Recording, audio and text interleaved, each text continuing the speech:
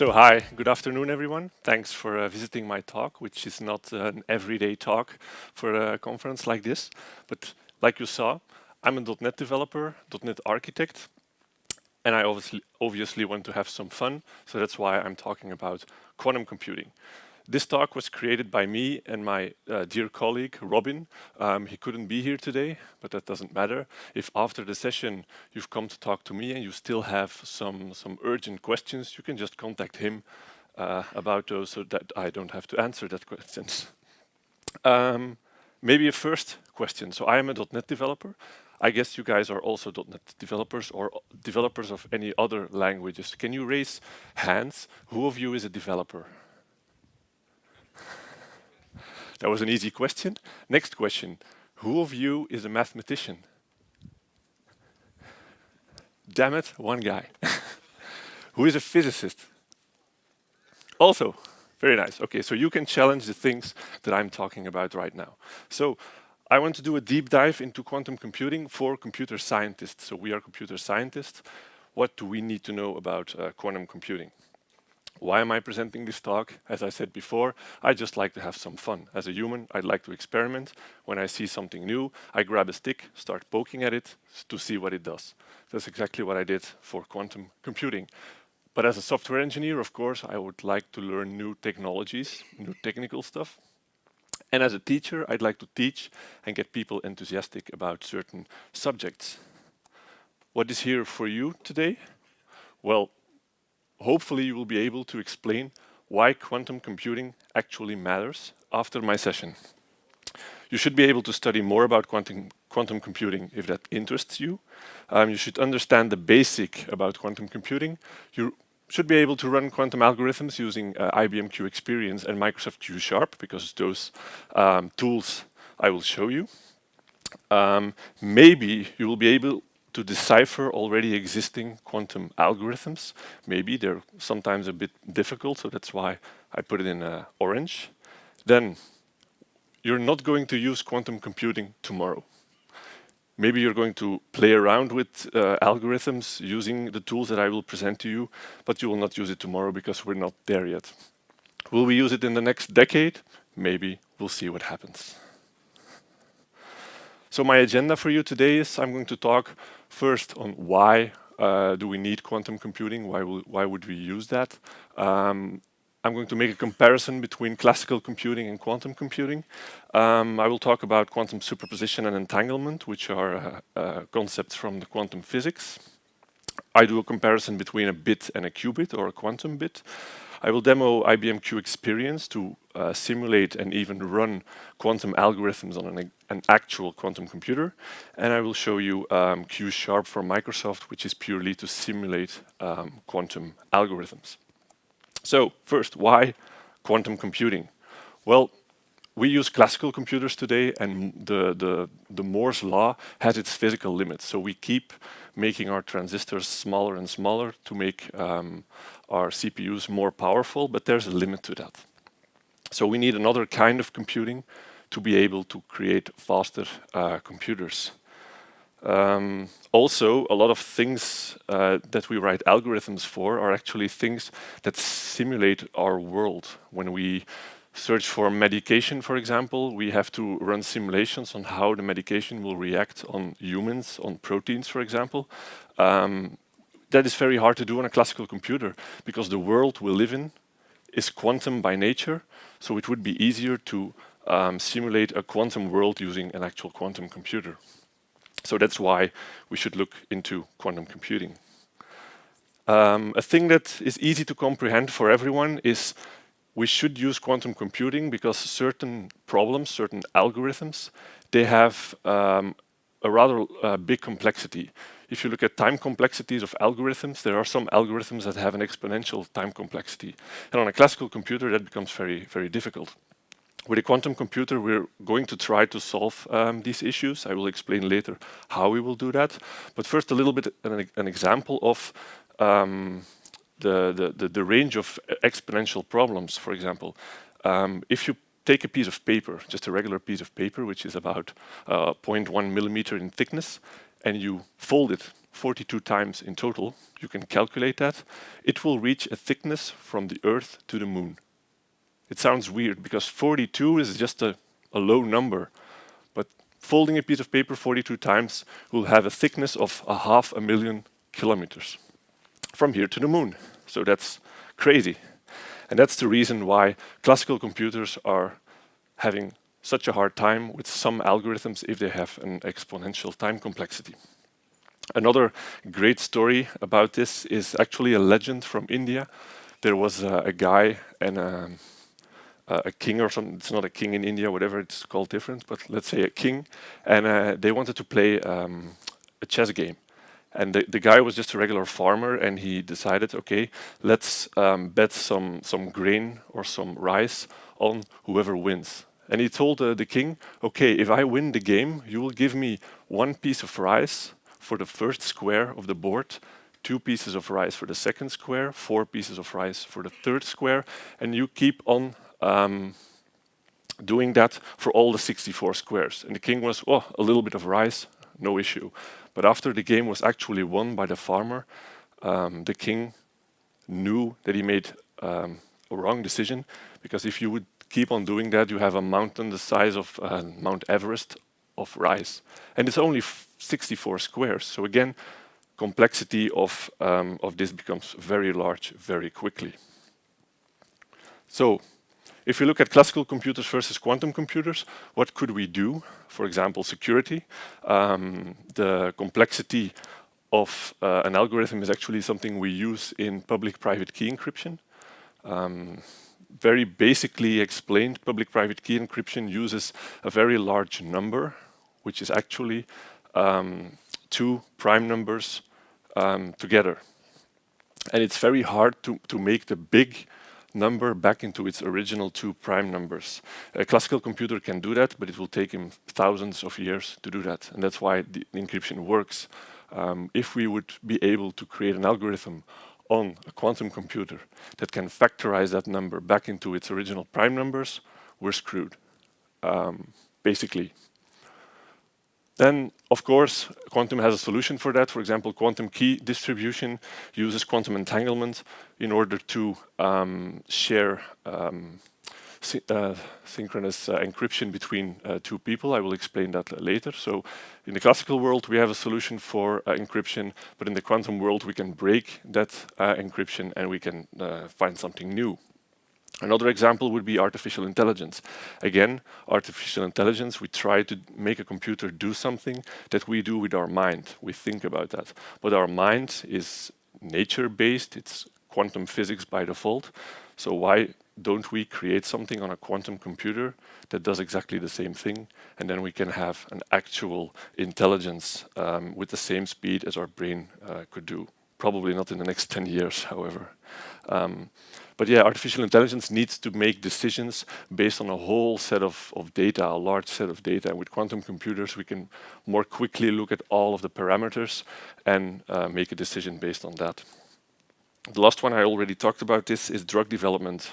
Why would we test a drug on a classical computer? It just takes too long to check the interaction between the drug and the actual proteins in your body. And that's actually why you can run an algorithm on your idle CPU cycles for finding a cure for cancer, for example. We just need all of the power to even find a little needle in a haystack on a classical computer. So hopefully with quantum computers, we can have more decent emulations of actual quantum mechanics.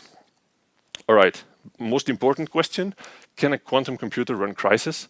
I don't know. I'm the age that Crysis was a hot thing. I don't know if that reference still works today, but no.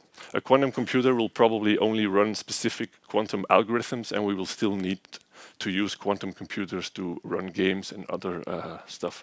So think a quantum computer as kind of a co-processor to your classical computer that can do very specific things that a quantum computer excels at. So running Crysis, probably not. Well, it will probably work if you write the algorithm, but it will be slow as hell. Okay, let's get into quantum physics a little bit, and then I will show you examples of how a quantum computer actually works.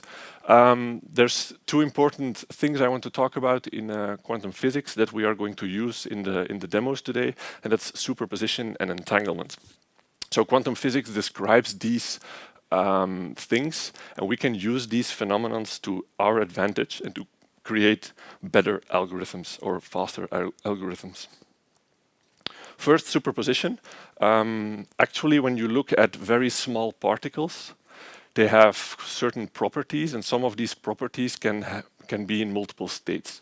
An example they always use is, for example, the spin of an electron, and that can be up or it can be down. And we could use something like that to do computing, because for computing, if we think bits, a bit can be 1 or 0. So a spin up or a spin down for an electron can represent the 0 or the 1. The nice thing about quantum physics is that on that scale, so on that small scale, the spin of an electron can actually be up and down at the same time. So there's more states than just 0 or 1. There's even 0 and 1 at the same time. It's a weird concept. I'm not going to explain it, partially because I don't understand it myself. But there's a lot of super cool videos on YouTube you can watch to learn about these phenomena. And there's a cool experiment, which is the double slit experiment, which already happened in the beginning of the 1800s, that really proved that it exists. So the superposition of quantum particles exists. We have proven it many times.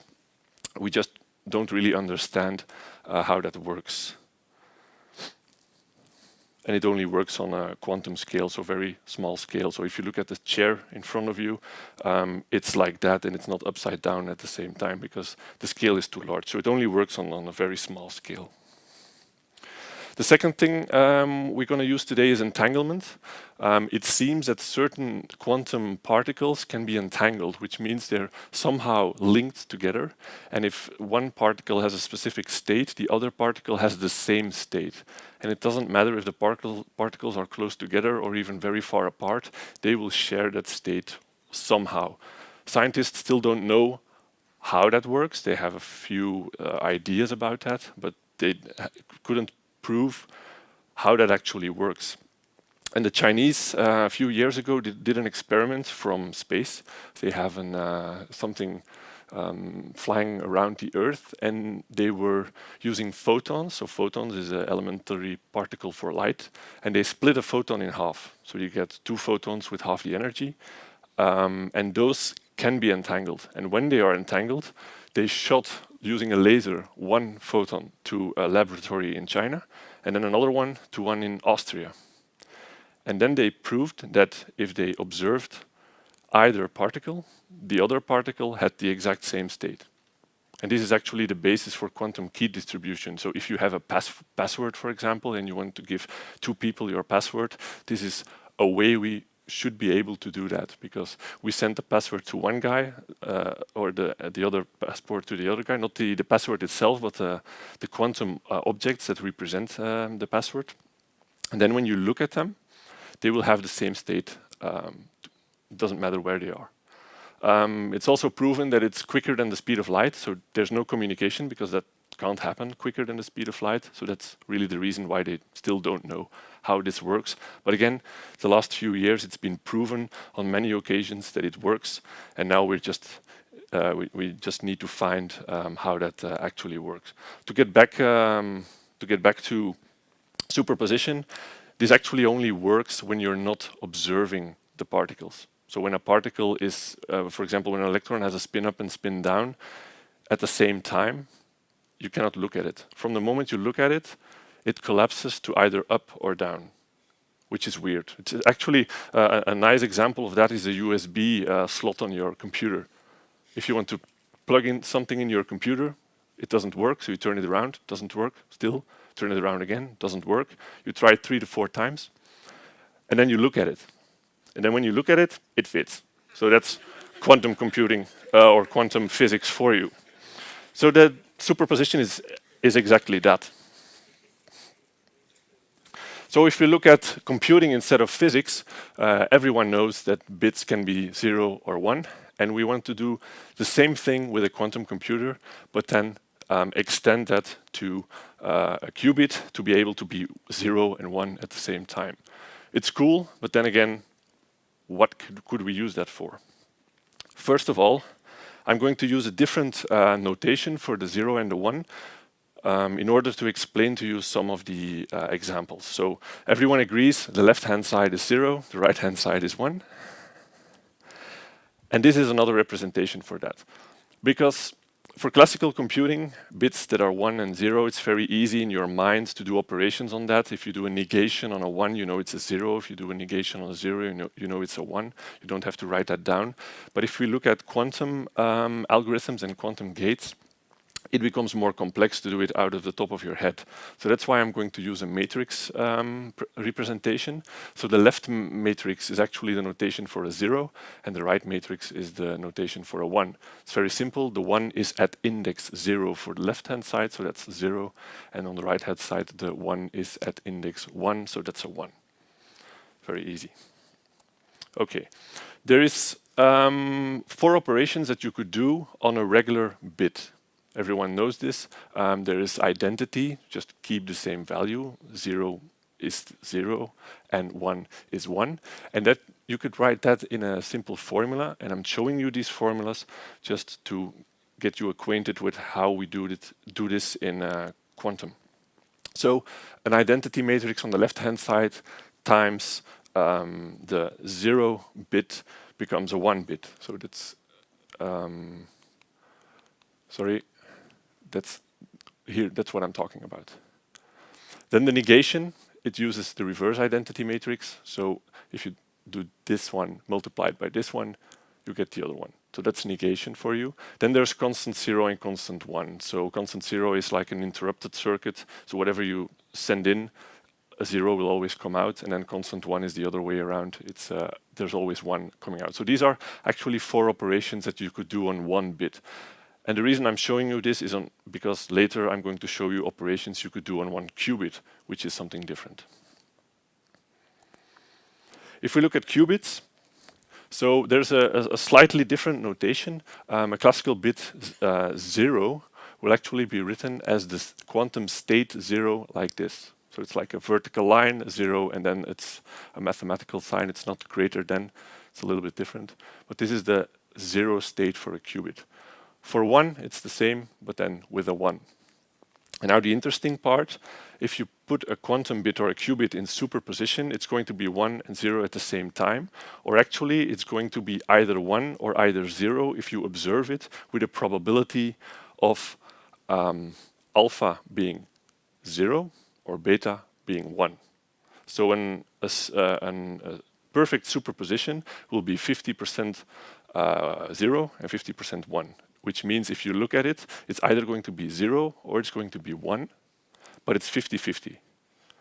So this is actually a random number generator, 0 or 1.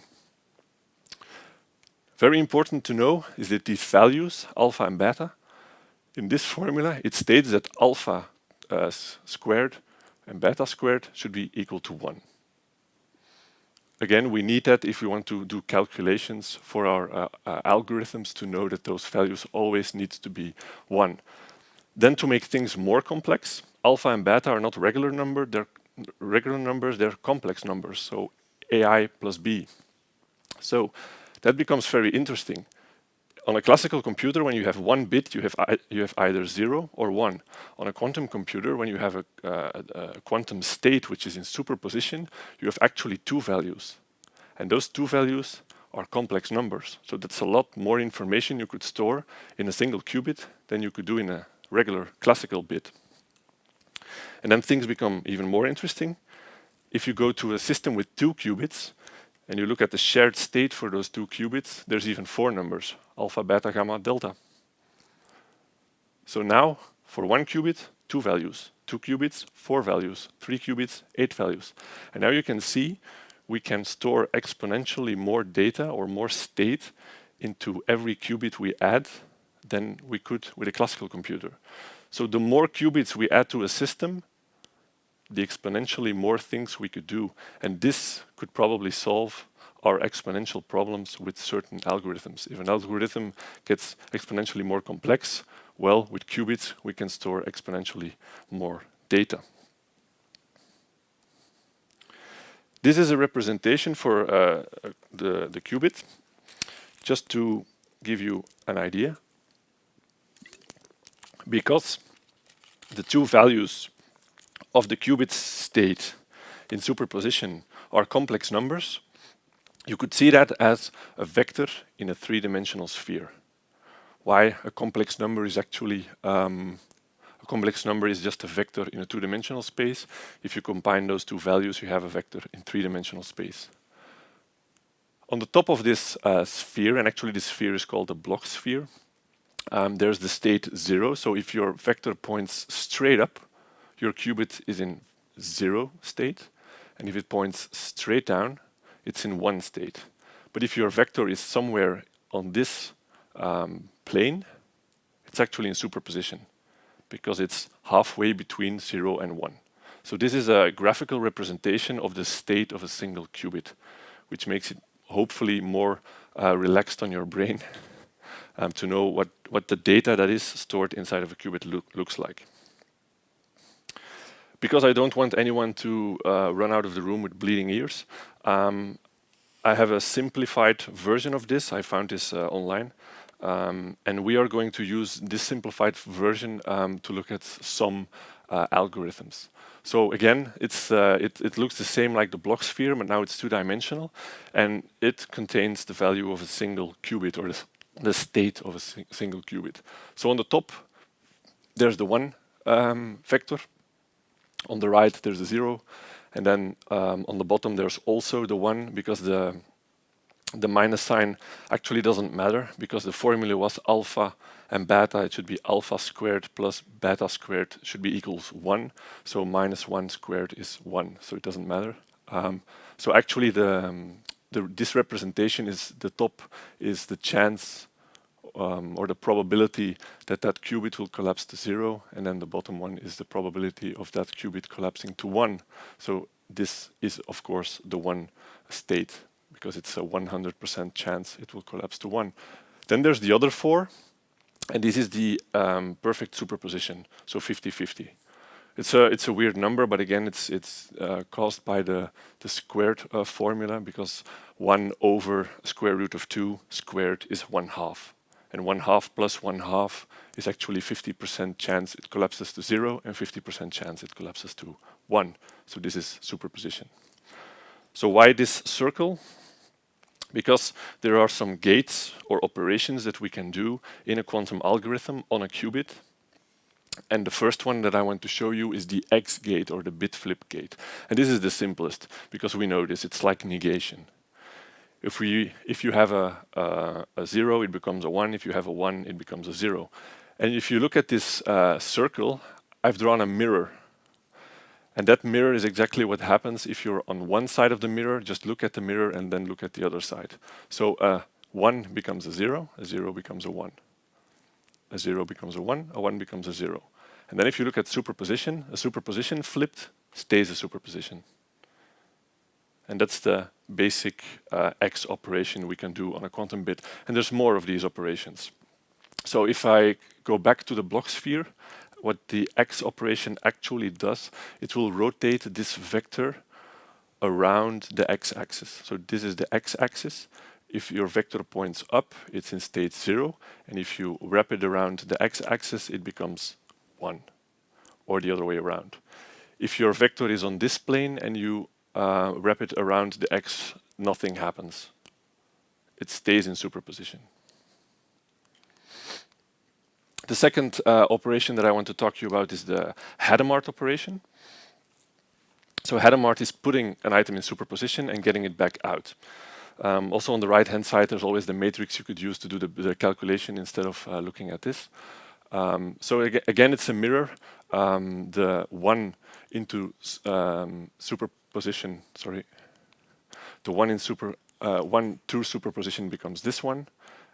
And then the other way around, if something is in superposition and you put it through the H gate, it goes back to being a 1. Then there's a C-not gate, and this is the last gate I want to discuss. This works on 2 qubits, and that's why the matrix is somewhat larger, because for two qubits you have the combined state of those 2 qubits, so you have a larger matrix. I can't show you that in the circle diagram, because the circle diagram only works for 1 qubit. But it's a controlled NOT gate. It means if the qubit on the bottom is 1, we will bit flip the qubit on the top. And I will show you in an example later. Then last but not least is the measurement. We can do multiple operations on qubits. We can put a qubit in superposition, but you cannot measure or you cannot observe that if you want to do some stuff to the state of that object. But in the end, a state of 1 or multiple qubits that is in superposition, we cannot use that because we need the result. And in order to get the result, you need to look at it. So that's why we could do a measurement. So most of the times you're going to put some qubits in superposition, do some things with them, and then at the end of your algorithm you are going to measure them, and then based on the result you know what happened. So again, measurement will collapse your qubit to either being 0 or being 1. So it's just going to be a regular bit at the end of your algorithm. Let me show you an example in the IBM Q Experience. So IBM has a physical quantum computer running in their labs, or probably in their basement, with a huge mountain of ice covering it. And they made a website where you could use that quantum computer for simple algorithms.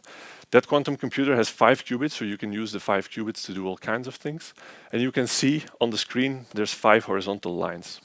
And those 5 horizontal lines, they represent your qubits.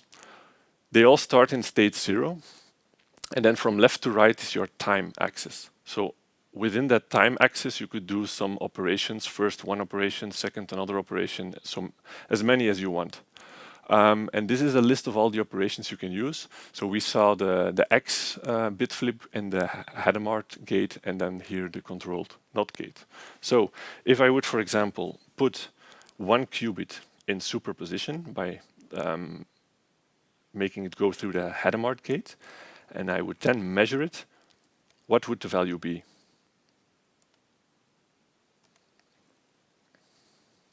Well, the value would be 50% of the time it will be 0, 50% of the time it will be 1. How can we see this? Well, if we run or simulate this on the quantum computer, it will run the algorithm many times, and it will just show a graph of how many times it was 0 and how many times it was 1.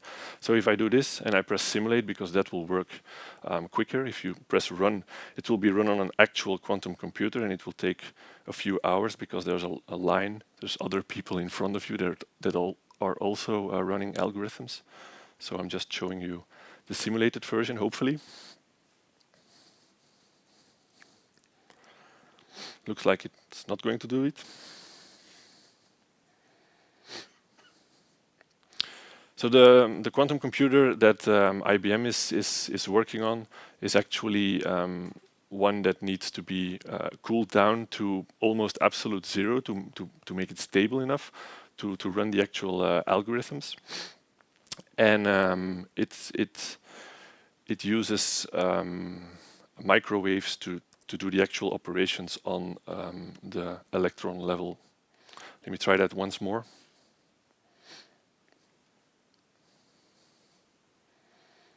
Yeah, sorry. Well, when this succeeds, it will give you a graph of how many times 0 or how many times 1, and it's about 50-50 because it's a simulation, it's not 100%. So it will give you, for example, if you do 100 evaluations, it would be 50 times 1 and 50 times 0. Actually, after some minutes, the result will come up, so I will try to show you later. But for now, these are still running, and there's no result yet. So back to the slides. So another cool thing is entanglement. So entangling 2 qubits together. And here's an example of how you could try to prove that using the matrix calculations. When you just have 2 qubits in state 0, you put the bottom qubit through the Hadamard gate, which puts it in superposition. And then you have the controlled NOT gate. The controlled NOT gate will make the top qubit into a 1 using a bit flip if the bottom one is 1, or it will do nothing if the bottom one is 0. But the bottom one is in superposition, so it's 1 and 0 at the same time. And this is kind of weird, because now the top one is actually, it's dependent on the bottom one. I'm sorry, I'm clicking the wrong buttons. It's dependent on the bottom one. So if we measure them, something weird happens. The state of 2 qubits that are both put in superposition actually are 25% 1, 1, 25% 0, 1, 25% 1, 0, and 25% 0, 0. So there's 4 different states. But if we entangle them together, there's only 2 states. There's 1, 1 or 0, 0. So they're always the same. If the bottom qubit is 1, the top is 1. If the bottom qubit is 0, the top is 0. And that's the cool thing about entanglement. And you could prove that in the formula in the bottom. So here's my qubits, here's my matrices. The top one does nothing. The bottom one through the Hadamard gate is this matrix multiplied by this matrix. This is the result.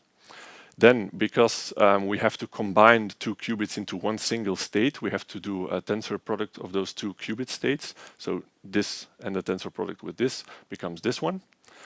This through a CNOT gate will multiply this matrix by this matrix, and this is the resulting state at this point in time.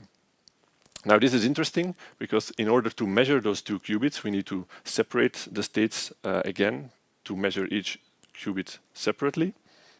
And now something weird happens. The tensor product is defined by the first element is A times C, the second element A times D, the third element B times C, and the last element B times D. And if you look at these values, that can never happen.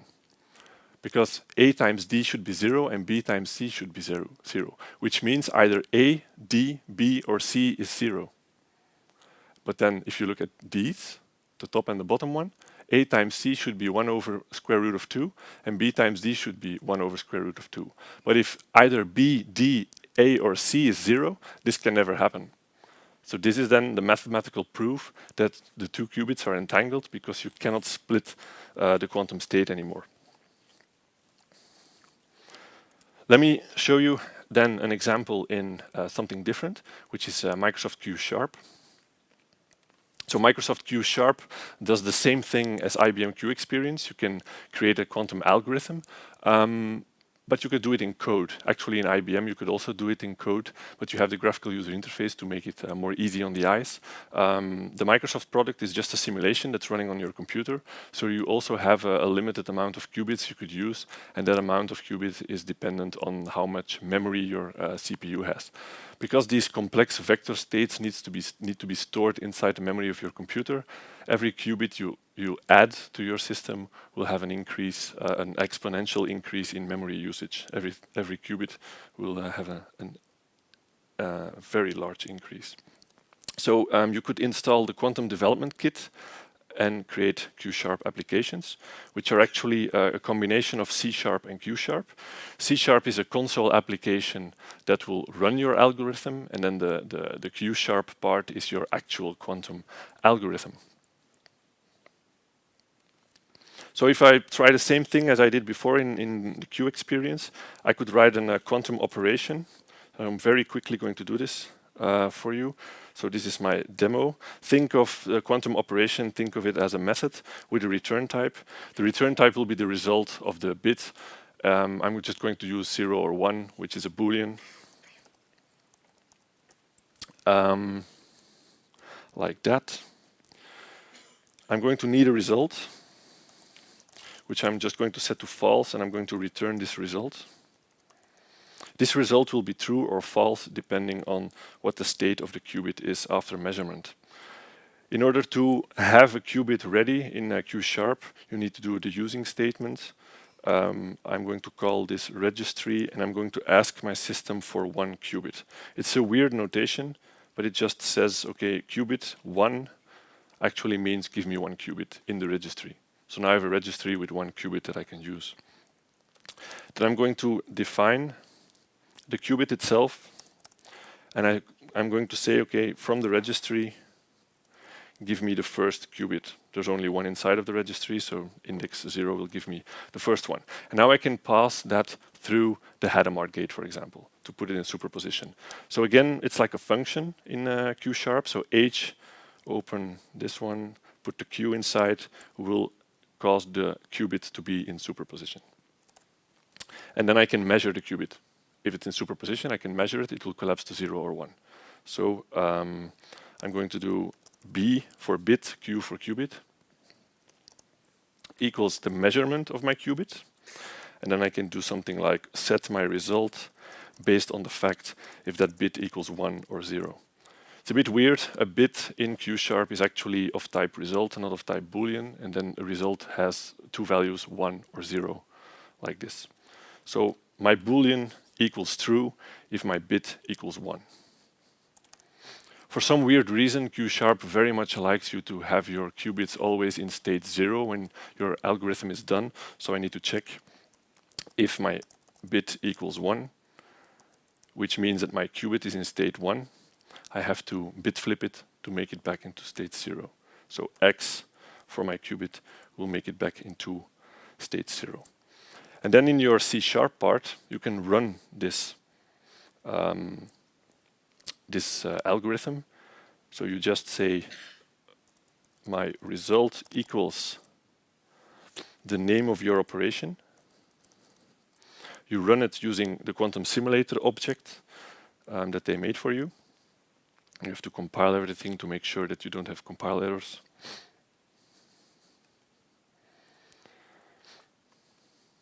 Didn't I call it a demo?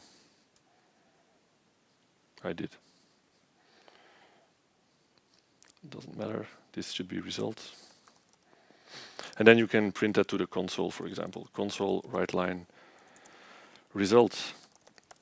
If I run this very simply, sometimes I will get the value 1, sometimes I will get the value 0. So now it's true. If I run it again, maybe it's going to be false. Who knows? It's still true. Once more, still true. Still true. Doesn't matter. If you do a for each or a for loop, and do it 1,000 times, for example, you will see that about 50-50 with those values. Of course, it's still random. Okay. If you want to dig deeper into quantum computing, there's a lot of algorithms you can try to learn. And actually, when I prepared this talk, it's about 3 hours of material. So sorry for that. We're not going to do that today. But the Deutsch algorithm is the simplest one, and that's actually the one that made me understand what the quantum computing is all about.